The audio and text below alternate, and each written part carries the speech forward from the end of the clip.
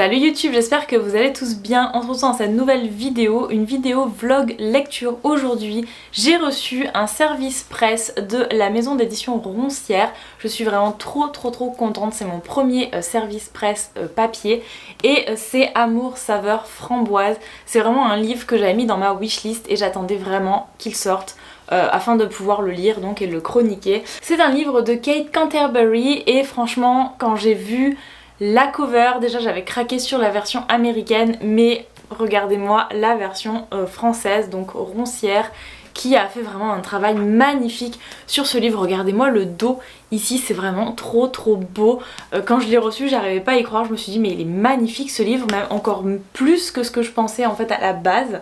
Bon, il y a eu un petit problème quand il était arrivé, je l'ai reçu un petit peu abîmé ici mais c'est pas très grave. Donc voilà, j'ai vraiment trop hâte de le lire. Avec le livre donc j'ai reçu un petit papier qui explique un petit peu les tropes du livre et le résumé donc du livre. Les tropes c'est Grumpy Sunshine, personnage mature, faux mariage, friends to lovers, amour de jeunesse et romance petite ville. Donc vraiment le Grumpy Sunshine, j'adore ça. C'est en général quand vous avez l'homme qui est assez grognon, qui râle assez souvent et la fille au contraire qui est très sunshine, donc qui est toujours happy, quoi qu'il lui arrive, elle est toujours bien en fait, toujours contente et toujours heureuse. Personnages matures, donc j'imagine qu'ils sont quand même assez âgés, hein, c'est clairement pas des étudiants.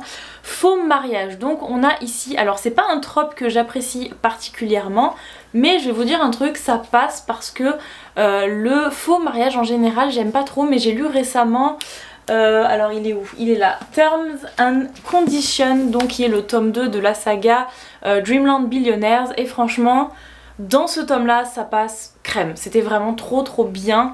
Donc voilà, je me suis dit bon pourquoi pas, c'est vraiment pas mon trope préféré mais il y a des romances comme celui-là qui vraiment sont super. Ça a été un gros coup de cœur pour moi ce livre là, donc j'imagine que ça peut tout aussi bien marcher ici. Donc voilà, faux mariage. Ensuite on a Friends to Lovers, donc ce sont des amis d'enfance et je crois que c'est notamment le protagoniste masculin qui est amoureux de la fille depuis toujours, depuis qu'ils sont petits.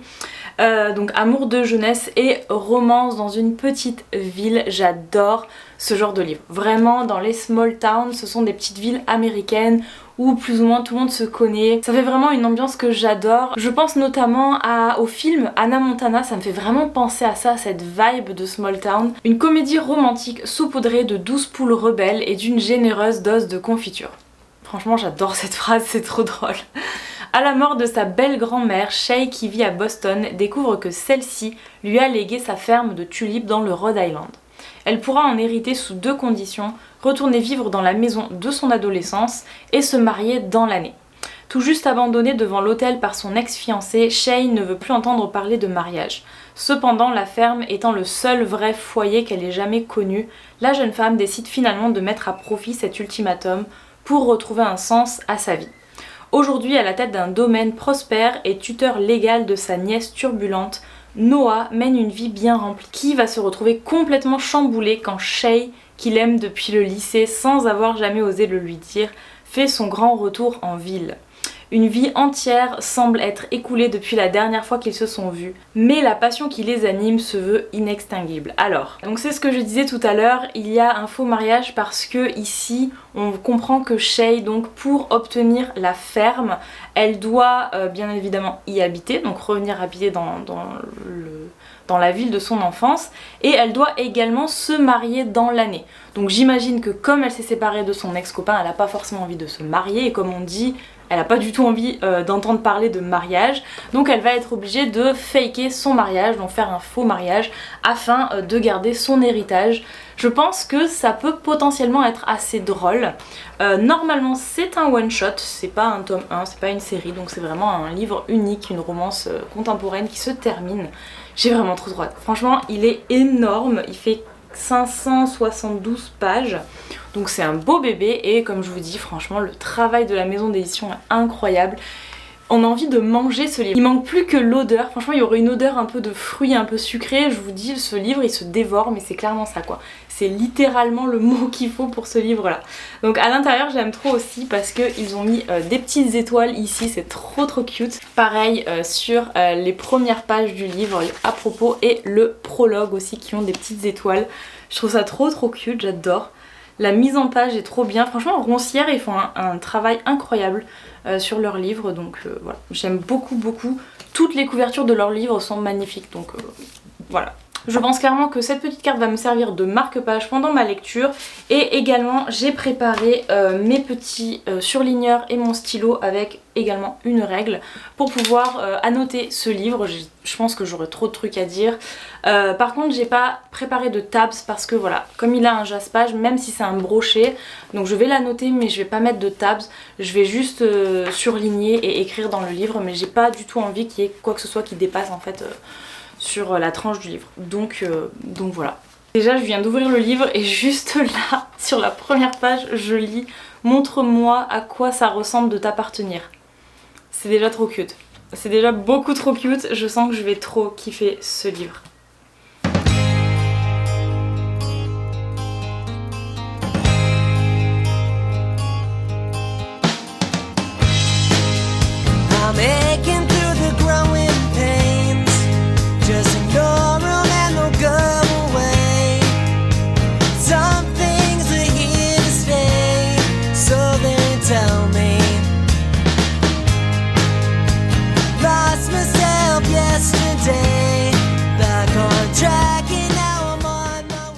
Je vous fais une toute petite mise à jour sur cette lecture. C'est un double point de vue déjà.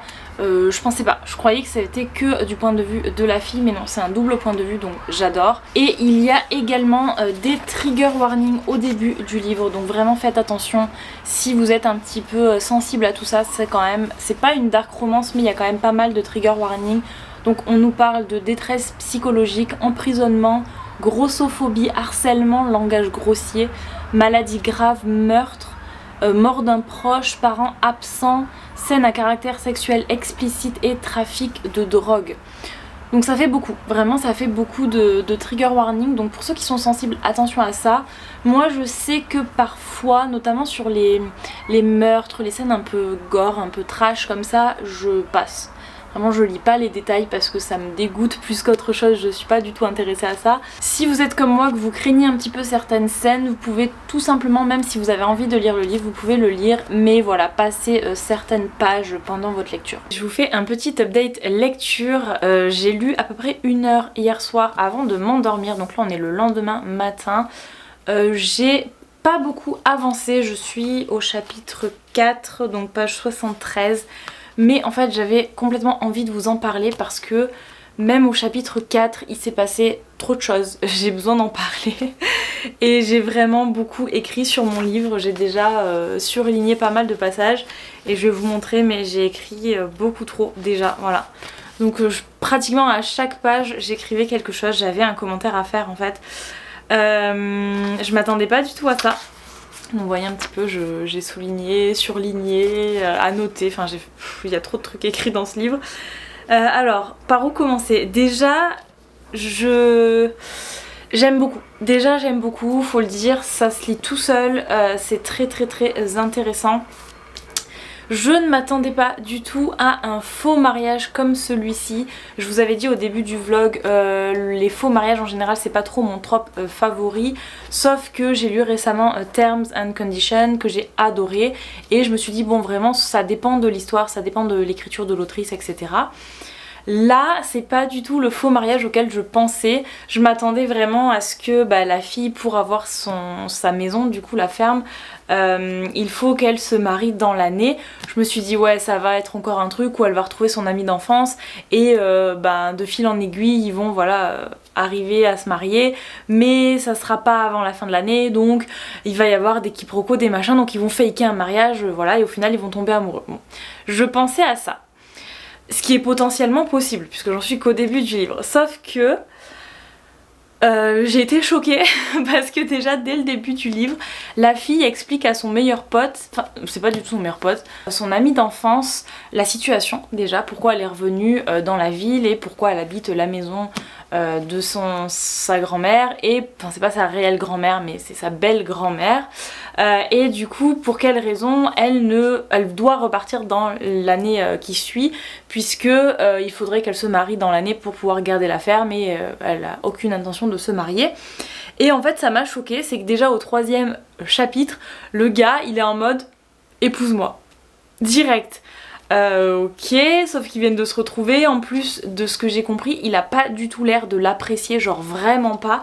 J'ai pris des notes, mais je me suis dit ah ouais, le mec. Alors attendez, c'était où?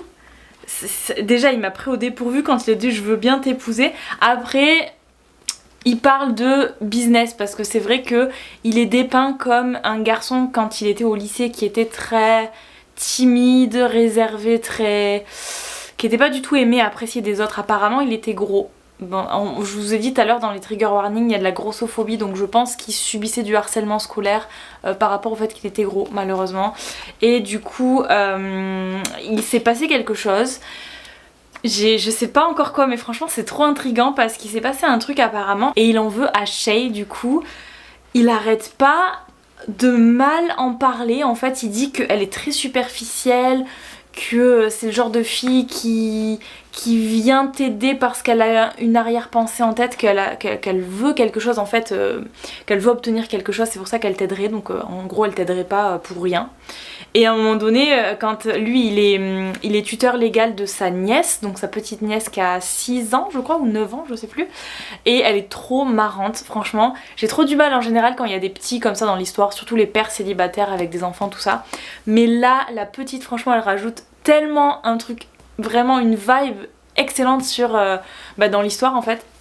Elle est trop marrante, c'est un peu c'est une fille qui a forcément eu des traumas dans son enfance, donc du coup elle a quelques problèmes, elle va voir un psy, tout ça, et elle insulte facilement, même à l'école, elle fait n'importe quoi à l'école et tout, et donc du coup lui qui est son oncle mais qui est son tuteur légal, il est obligé de s'en charger, sauf qu'il est pas vraiment père et il est pas très doué pour ça, d'après ce qu'il dit en tout cas au début, et donc on voit la complicité entre les deux, lui quand même qui l'engueule, elle qui dit n'importe quoi, elle dit des gros mots et elle dit à son oncle non mais c'est toi hein, qui l'a dit en premier, c'est pas moi, mais elle le répète, elle en profite pour le répéter, c'est trop marrant.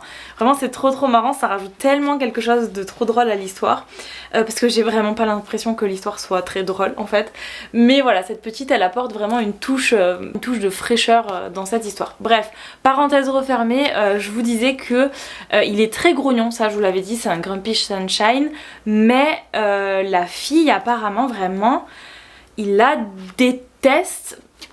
Il était amoureux d'elle quand ils étaient jeunes, mais franchement il dit des trucs, j'étais choquée. Alors je sais plus où c'est. C'est très intriguant comme histoire, vraiment, c'est très intriguant. Il dit j'avais tellement de choses à lui dire, pas très sympa pour la plupart, mais par-dessus tout, j'avais envie de lui dire que je n'arrivais pas à croire qu'elle soit là. Je détestais cette situation, ça ne me plaisait pas, qu'elle m'enlève tout le ressentiment et le mépris que j'avais engrangé au fil des ans. Tout ça par un simple sourire ou presque. Donc j'ai l'impression qu'il a vraiment de la rancœur. Et pareil, à un moment donné, il dit... Alors c'est à la fin du chapitre 2, franchement, il y va fort. Il dit « Bordel qu'elle était belle, mais ce n'était que l'extérieur. La fille que j'avais connue n'était pas désintéressée. Elle ne se mettait pas en quatre simplement parce que c'était juste. Elle ne cherchait pas le bien en chacun d'entre nous. » Franchement, je me suis dit, mais il la dépeint vraiment comme un monstre. Donc j'ai quand même hâte de savoir ce qu'elle lui a fait. Je me suis dit potentiellement... non mais c'est trop, vraiment c'est trop. Il y a un autre passage aussi, c'est quand il parle de la petite en disant qu'elle a besoin de voir un psy et de faire des cours particuliers parce qu'à l'école elle travaille pas bien, tout ça. Et donc il demande à Shay, il lui dit mais t'es instit, enfin t'es prof du coup, depuis quand? Un travail aussi intense et exigeant que l'enseignement était la dernière chose au monde que j'aurais imaginé pour Shay. Déjà il se dit c'est pas du tout une meuf qui peut travailler dans l'enseignement, ok. Et après donc il lui dit il pense, il le dit pas mais heureusement, mais il pense c'est exactement ce dont Jenny, donc Jenny c'est le prénom de la petite fille, avait besoin, donc un prof particulier du coup pour l'aider dans ses études, et ce que j'avais supplié l'école de me donner, mais mon hostilité envers cette femme était presque assez intense pour tout bonnement refuser. Donc en gros la fille elle lui propose son aide de prof parce qu'elle est là pour l'année et pour aider la petite et tout ça. Et lui, plutôt que de dire oui juste parce qu'il a de la rancœur envers elle, il préférait refuser cette offre. Franchement, je me dis, mais c'est quoi? Est-ce qu'elle faisait vraiment partie du groupe des gens qui l'ont bully à l'école, des gens grossophobes du coup? Franchement, j'ai trop hâte de savoir ce qui se passe parce que ça m'a beaucoup intriguée. Et en fait, franchement, il m'a trop pris de court parce que d'un coup, à la fin du chapitre 3, il dit « Je veux bien t'épouser », une fois que la fille a expliqué sa situation. Il lui dit tu ne veux pas contester un testament futile, très bien. Dans ce cas, obéis aux conditions, construis le lieu de réception, boucle la succession en juillet et dissous le mariage en août. Et après, bien sûr, elle le croit pas, elle dit non mais tu plaisantes et tout, c'est pas aussi simple. Et il lui dit, phrase vraiment très vraie, il lui dit ça peut l'être, à toi de ne pas y mettre d'émotion. C'est clairement ça, les émotions et les sentiments, c'est ce qui pose problème à peu près partout. Mais ça m'a choquée. Et la fille aussi, elle est choquée puisque du coup à la fin du chapitre, elle dit je le regardais s'éloigner en direction des chèvres, parce qu'il s'occupe de chèvres, avec son nouveau corps, sa nouvelle personnalité et sa demande en mariage. Donc clairement, elle redécouvre ce gars qui était un gamin quand elle est partie, qui était au lycée quoi, et il est plus du tout le même, il a plus du tout la même personnalité, c'est plus du tout le même homme. Forcément, il a plus le même corps aussi, mais c'est quoi ce délire? Alors, je crois qu'elle est pas au courant qu'il était amoureux d'elle à l'école. Et du coup, potentiellement, de façon subjective, je pense qu'elle l'a fait souffrir. Et lui, avec ses sentiments, du coup, il a dû se dire ah non mais c'est peut-être, je sais pas, une garce ou je sais pas, il a dû la détester pour une raison et puis après elle est partie. Alors je me dis peut-être qu'elle l'a jamais aidé, qu'elle est restée en retrait, c'était peut-être son amie à l'école mais qu'elle est restée en retrait au moment où il s'est fait bully par tout le monde. Et je me dis après elle est partie, puisqu'elle dit dans le livre qu'elle a tout quitté, qu'elle voulait quitter la ville et tout ça. Elle me dit ça se trouve il s'est senti un petit peu abandonné peut-être par son ami d'enfance et du coup il lui en veut. Franchement j'ai plein de théories, je sais pas du tout et ça m'intrigue de fou, j'adore, c'est trop bien. Et c'est que le début, franchement je suis qu'au chapitre 4 et je me dis c'est génial comme histoire, j'adore. Le fake mariage là c'est pas du tout ce à quoi je m'attendais. Et je me dis potentiellement il y aura peut-être pas de faux mariage parce qu'elle a une année en fait pour garder la ferme et pour y vivre avant que la ferme soit donnée à la mairie du village. Donc si elle a un an, peut-être qu'en apprenant à vivre avec lui ils vont tomber amoureux et se marier réellement sans avoir à faker le mariage. Donc je sais pas du tout s'il va y avoir un faux mariage, si ce faux mariage va se transformer en vrai, s'il va pas y avoir de faux mariage parce que voilà ils auront des sentiments à l'avance, enfin avant de se marier du coup. Franchement j'ai trop de questions, j'ai le cerveau en ébullition, j'adore, c'est trop bien. Je pensais qu'il allait être bien mais je m'attendais quand même à une romance contemporaine très basique. Mais là franchement je suis trop prise par l'histoire, j'adore, c'est trop bien. On se retrouve pour le dernier update de cette lecture. J'ai terminé le livre, franchement il est magnifique, une vraie pépite.